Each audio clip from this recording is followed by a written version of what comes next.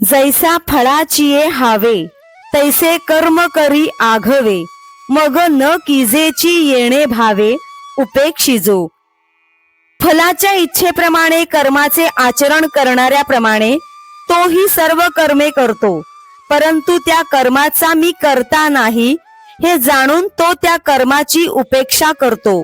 तो जयाकडे वासू पाहे तेऊ ती सुखाची सृष्टी होये, तो म्हणे तेथ राहे महाबोधू. तो ज्या मार्गाकडे बघेल तेथे सृष्टीतील सत्य शिव सुंदरतेचे त्याला दर्शन होऊ लागते. तो म्हणेल तेथे ब्रह्मज्ञान प्रगट होत असते. नवद्वार देही तो असतूची परी नाही, करी तुची न करी काही फलत्यागी. तो नवद्वारांच्या देहात राहून देखील त्याचे देहाशी तादात्म्य नसते. तो सर्व कर्मे करतो, परंतु त्याला फलाची इच्छा नसल्यामुळे तो काहीच करत नाही. न कर्तृत्वं न कर्माणि लोकस्य सृजति प्रभुः, न कर्मफल संयोगं स्वभावस्तु प्रवर्तते.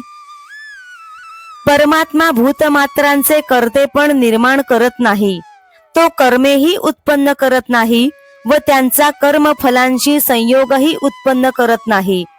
तो स्वरूपतः काहीच करत नसला तरी त्याचा स्वभाव म्हणजे उपाधिभूत असलेली प्रकृतीच सर्व कार्य करत असते.